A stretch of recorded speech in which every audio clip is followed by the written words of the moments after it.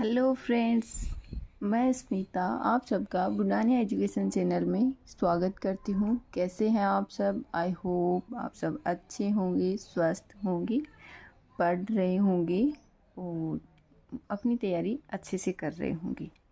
हम पढ़ रही थी कॉम्प्लेक्स नंबर में हमने लास्ट क्लास में दमाइवर थ्योरम करी थी, उसके PYQs हमने किए हैं।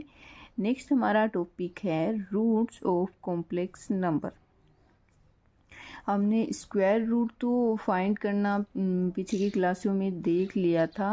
स्क्वायर रूट फाइंड करने के लिए हमने एक फॉर्मूला भी काम में लिया था, और x + i y का यदि हम अंडरूट निकाल रहे हैं तो वहाँ पे हमने equal to a + i b का मान के फिर भी उसको सोल्व किया था। आज हम देखने वाले हैं कि यदि हमारे पास क्यूब रूट हो या 4 रूट हो या फिर इससे भी ज़्यादा और रूट है यदि हमें निकालने हो, तो उसके लिए हम क्या करने वाले हैं, क्या प्रोसेस करने वाले हैं, क्या कोई फॉर्मूला है या फिर क्या विधि हम काम में लेंगे। तो चलिए स्टार्ट करते हैं बिना कुछ देरी किए हुए। सबसे पहले हम मानते हैं कि हमारे पास z = x + i y कोई कॉम्प्लेक्स नंबर है और हमें इसका मतलब nth रूट निकालने हैं या फिर क्यूब रूट निकालना, कुछ भी करना है। तो हमें इसके रूट निकालने के लिए सबसे पहले हम क्या करने वाले हैं, हम करने वाले हैं इसको पोलर फॉर्म में चेंज करने वाले हैं।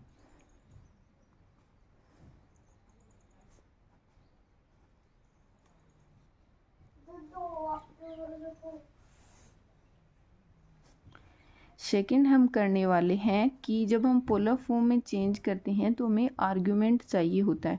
तो बेसिकली हम उसमें क्या करते हैं कि जो थीटा होता है वहीं काम में ले लेते हैं, प्रिंसिपल वैल्यू ही उसमें काम में लेते हैं। बट हमें यदि रूट्स निकालने हैं तो उसमें हम इसका व्यापक मान काम में लेने वाले हैं। जो हमारे पास जो मैनी वैल्यूड फंक्शन होता है, आर्ग्यूमेंट होता है, तो उसमें जो 2m π + थीटा वाली वैल्यू होती है हम यहाँ पे वो वाला यूज करेंगे।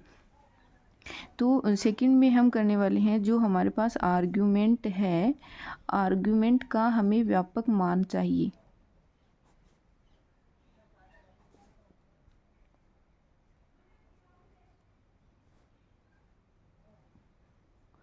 आर्ग्यूमेंट का हमें व्यापक मान निकालना है 2m π + थीटा। उसके बाद हम देखते हैं कि यदि हमारे पास z⁴ 1/n हमें निकालना है, इसके इक्वल है हमारे पास x + i y की पावर 1/n हमें करनी है।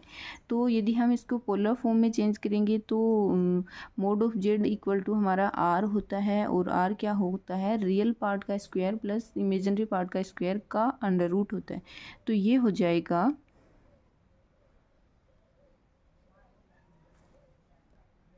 ये हमारे पास हो जाएगा r की पावर 1/n, और ये होगा कोस, यहाँ पे हमें आर्ग्यूमेंट की वैल्यू लेनी है 2m π + थीटा। तो ये हो जाएगा 2m π + theta + i sine 2m π + theta, और फिर इस सब की पावर है हमारे पास n है।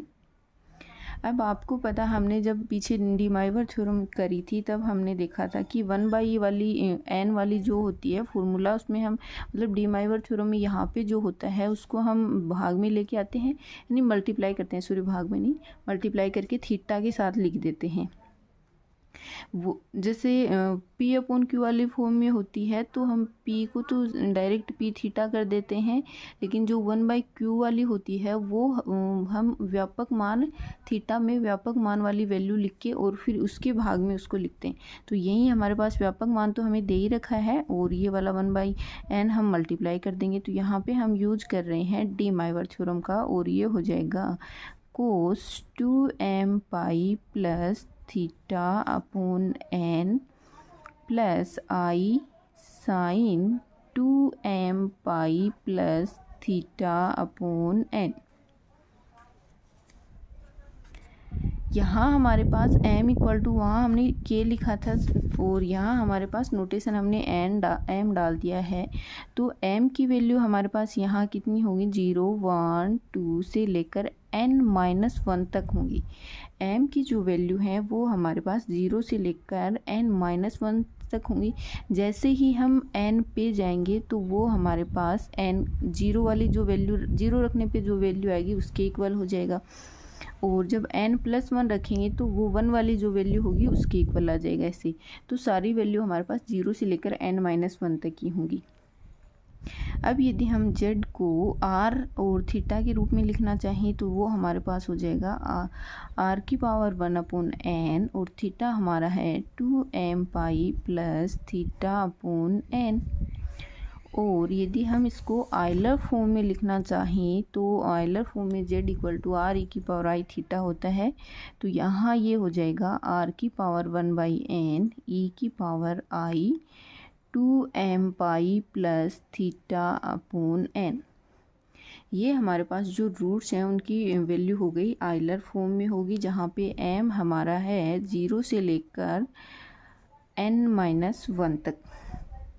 अब देखिए यदि हम m इक्वल टू 0 पुट करें तो z की पावर 1/n का हमें मुख्य मान प्राप्त होता है।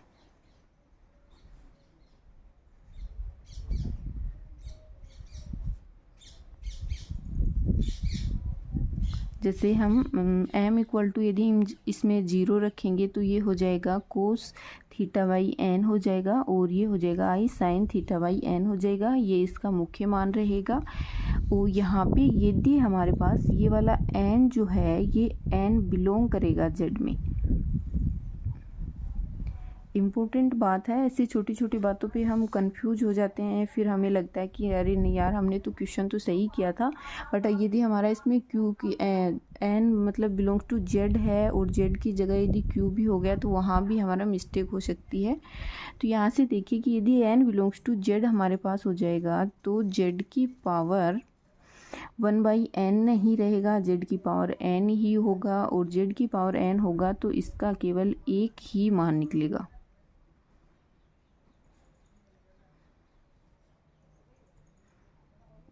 एक ही मान होगा इसका।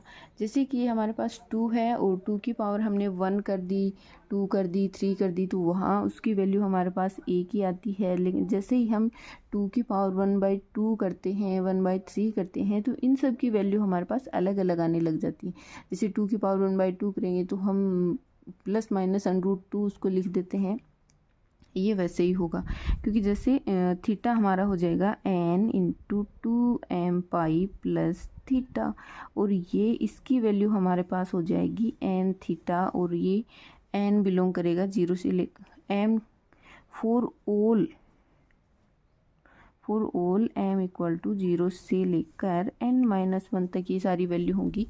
यदि हमारे पास n बिलोंग करता है z में तो z की पावर n की एक ही वैल्यू मिलेगी, क्योंकि यदि हम n जो है वो z में बिलोंग करेगा तो इसकी वैल्यू होगी n into 2m pi plus theta, और कोस में भी और साइन में भी जब 2m पाई मतलब 2 पाई का गुणज यदि बार बार रिपीट हो रहा है तो वही जो थीटा है वही हमारा रहने वाला है।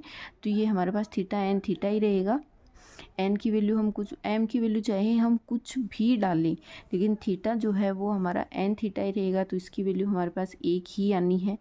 लेकिन यदि हमारे पास z है n p/q के रूप में है, यानी n बिलोंग करता है p/q टाइप का है, तब हमारे पास z की पावर p/q के q विभिन्न मान होते हैं।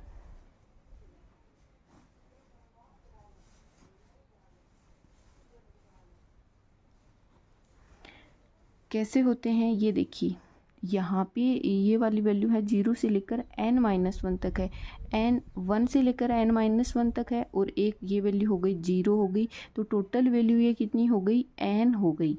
यानी z की पावर यदि हम 1/n कर रहे हैं तो इसकी वैल्यू कितनी आ रही है, सारी वैल्यू कितनी आएगी n आएगी। टोटल वैल्यू हमारे पास n आ रही हैं।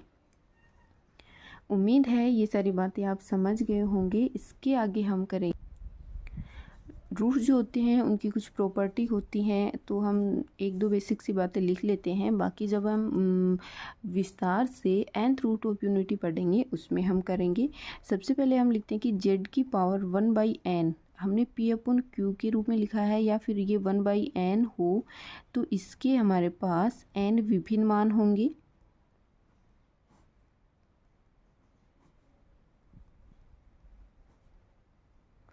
और जो सभी हमारे पास ये जो सभी रूट्स हमारे पास आने वाले हैं 0 रखने पर, 1 रखने पर, 2 रखने पर एंड सोन n-1 रखने पर, जितने भी हमारे पास रूट्स आएंगे उन सब का सम जो होगा वो 0 होगा।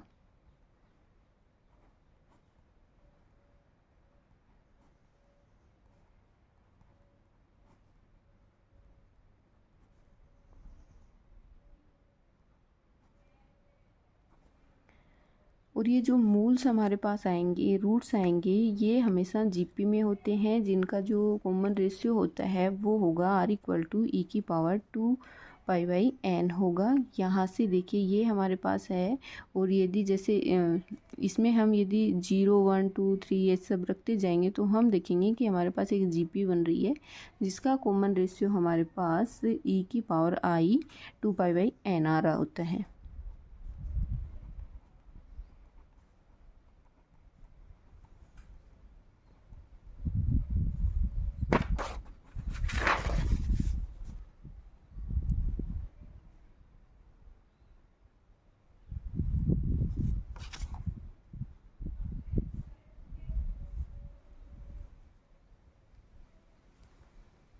कॉमन रेशियो जो होता है वो e⁻² होता है। आगे है क्यूब रूट ऑफ यूनिटी। ये कॉम्प्लेक्स नंबर का 12th बेस का हमारे पास मोस्ट इम्पोर्टेंट टॉपिक है क्यूब रूट ऑफ यूनिटी। और ज़्यादातर एग्जाम्स में इस पे बेस्ड क्वेश्चन ही आते हैं लगभग सी।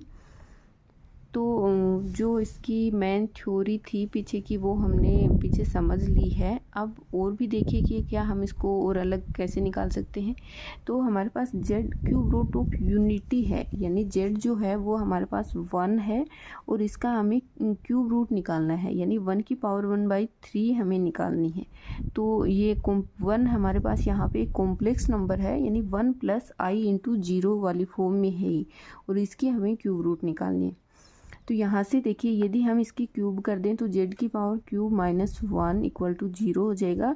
ये जो थ्योरी ऑफ इक्वेशन वाला हम इसमें लगा रहे हैं, ये हमने द्विघात समीकरण में यहाँ सब कुछ पढ़ा होता है। उस हिसाब से यदि हम इसको करने जाएं तो इसके यदि हम फैक्टर करेंगे तो ये हमारे पास हो जाएगा z - 1 × z² + z + 1 = 0 हो जाएगा। और यहाँ से हमें z = 1 मिलने वाला है। और यदि हम इसमें श्रीधराचार्य फॉर्मूला लगाएंगे तो यहाँ से हमें मिलेगा -1 + -√3i/2। देखिए द्विघात समीकरण वाली जो हमारे पास होता है कि दो जिसकी डिग्री 2 है उसके हमारे पास रूट्स भी 2 आने वाले हैं, 3 है तो 3 रूट्स आने वाले हैं। तो यहाँ देखिए इस इक्वेशन की हमारे पास 3 डिग्री है तो यहाँ पे हमारे पास रूट भी 3 आ गया। अब आप बोलोगे 3 कहाँ आपने, तो 2 लिखेंगे। ये देखिए यहाँ पे प्लस और माइनस 2 रूट हमारे पास इमेजिनरी हो गए, एक रियल रूट हो गया। ये तो हो गया हमारा 9th 10th लेवल तक का जो अप्रोच हमने लगाई है कि हाँ हम इस हिसाब से भी इसके रूट्स निकाल सकते हैं। लेकिन हम पढ़ रहे हैं कॉम्प्लेक्स नंबर, तो क्या हम कॉम्प्लेक्स नंबर वाली थ्योरी के हिसाब से इसको कर सकते हैं। हमने जैसे लास्ट में देखा था कि हम उसके रूट्स कैसे निकालेंगे। तो सबसे पहले हमें जो भी कॉम्प्लेक्स नंबर दिया हुआ होता है उसका हम पोलर फॉर्म में चेंज करते हैं। यहाँ पे 1 है तो इसका r यानी mod ऑफ z हमारे पास 1 ही रहने वाला है। और जो आर्ग्यूमेंट है थीटा है वो हमारे पास हो जाएगा 0/1 1 0 ही हो जाएगा और ये हो जाएगा 0। तो ये थीटा हमारा हो गया 0 हो गया और इसकी पावर हमें 1/3 निकालनी है। बट हमने सेकंड पॉइंट लिखा था कि हमें जो आर्ग्यूमेंट है उसके व्यापक मान लिखना है। व्यापक मान लिख के उसके बाद हमें इसमें डी माइवर थ्योरम का यूज करना है। तो इसका व्यापक मान हमारे पास होगा 2k π + 0 और साथ ही साथ हमने डी माइवर थ्योरम का यूज भी कर दिया है तो /3 हो गया है और i sin 2k π + 0/3। ये हमारे पास z = वैल्यू आ गई है।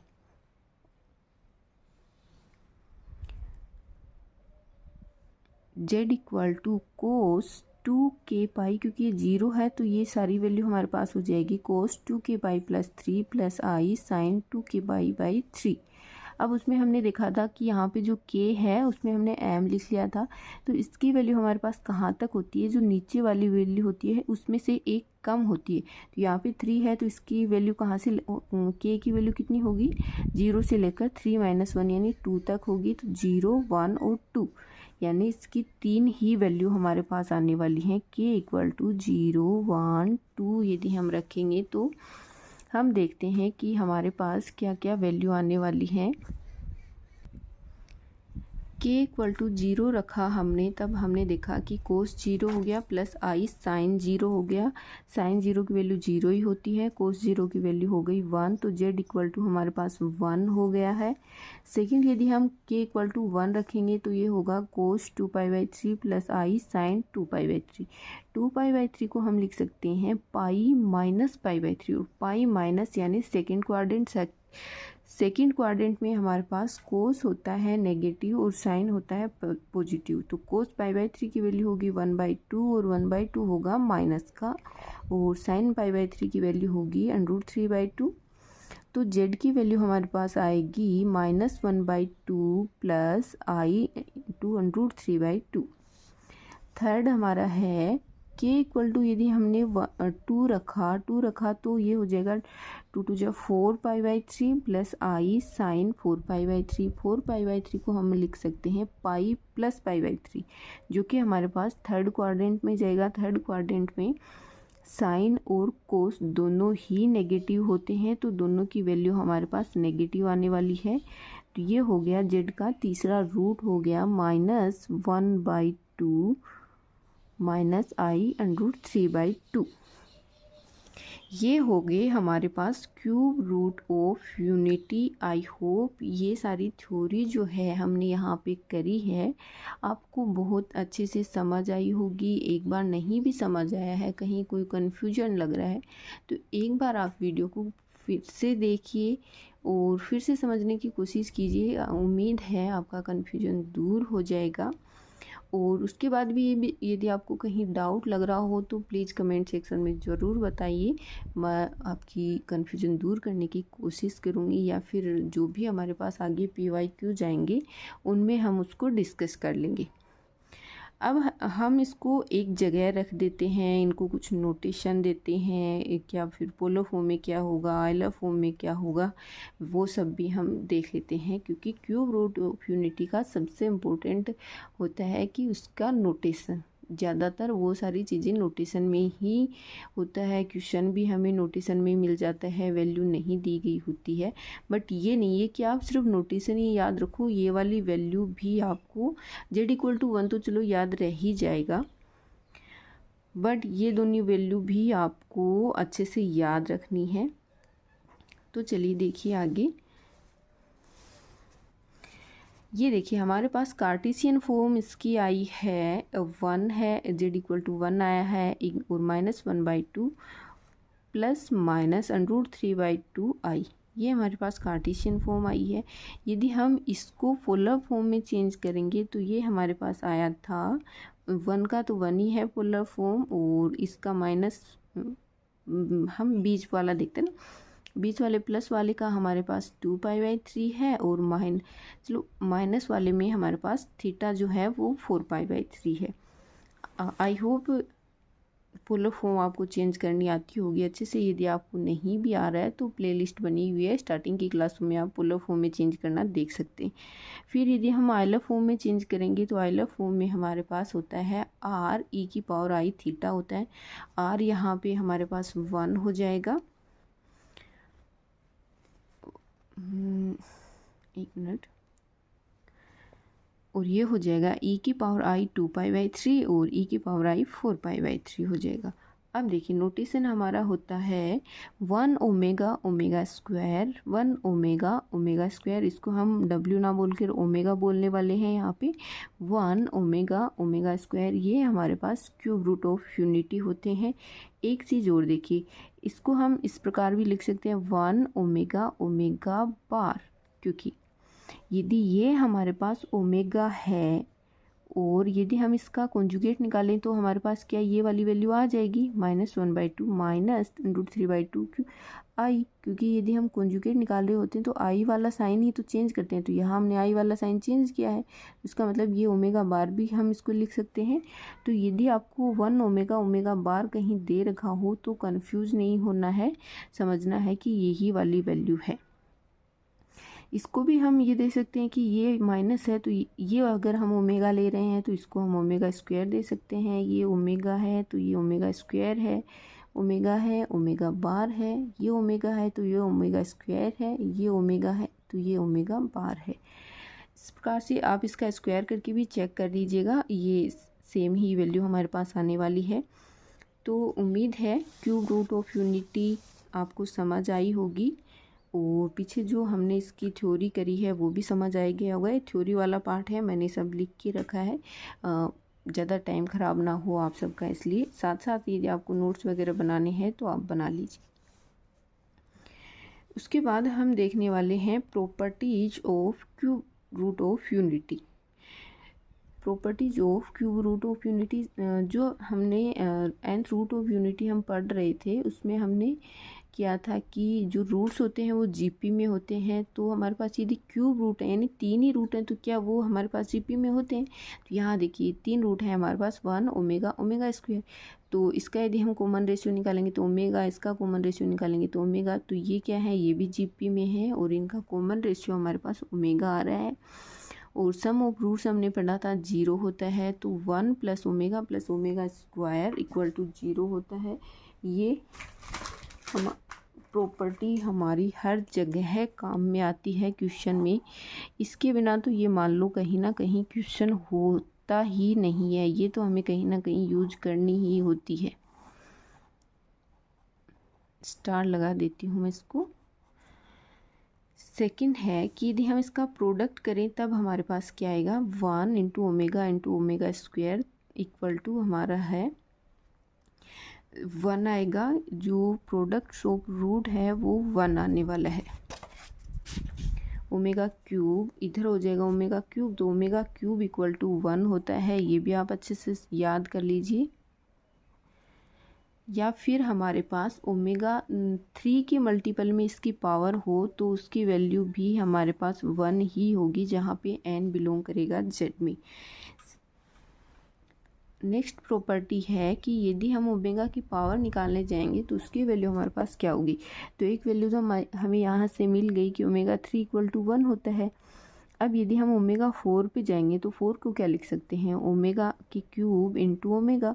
ओमेगा क्यूब हमारा 1 हो गया तो बचा क्या, ओमेगा, तो इसकी वैल्यू हो गई ओमेगा।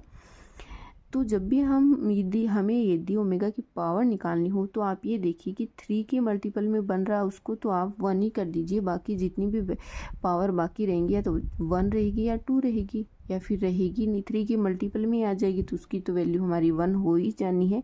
तो फिर क्या रहना है, तो ओमेगा रहना है या ओमेगा स्क्वायर रहना है, 2 ही वैल्यू रह सकती हैं आपके पास। यानी ओमेगा की पावर 3n इक्वल टू हमारे पास 1 होता है। नेक्स्ट है हमारे पास, यदि हमारे पास इस टाइप की कोई इक्वेशन हो 1 + ओमेगा की पावर n + ओमेगा की पावर 2n, इस टाइप में यदि हमारे पास वैल्यू आ रही हो तो उसके लिए हमारे पास या तो इसकी वैल्यू होगी 0 या इसकी वैल्यू होगी 3 कब होगी, जब n हमारा हो जाए 3 की। यदि हमारे पास n इसका 3 का मल्टीपल हो जाए, 3 का मल्टीपल हो जाएगा तो ओमेगा की पावर 3 का मल्टीपल है तो ये भी वैल्यू 1 और ये भी वैल्यू 1, तो 1 1 1 3 हो गया। और यदि ये पावर जो है वो ओमेगा 3 के मल्टीपल में नहीं आ रही हैं, 3 के मल्टीपल में नहीं आ रही हैं तो इसकी वैल्यू या तो फिर ये ओमेगा होगा या फिर ओमेगा स्क्वायर होगा, और ओमेगा या ओमेगा स्क्वायर होगा तो इसकी वैल्यू हमारे पास 0 आ जाएगी। नेक्स्ट है हम इसको मतलब फैक्टर के रूप में कैसे लिख सकते हैं। इसका फैक्टर हमारा क्या हो सकता है, यहाँ से देखिए यदि z की क्यूब -1 इक्वल टू हमारे पास 0 है और इसके हमारे पास 3 रूट हैं, एक 1 है, ओमेगा स्क्वायर है, 1 है, ओमेगा स्क्वायर है। तो क्या हम इसको इस प्रकार से लिख सकते हैं जेड की क्यूब माइनस 1, तो इसको हमने लिखा Z minus 1 Z minus omega का स्क्वायर।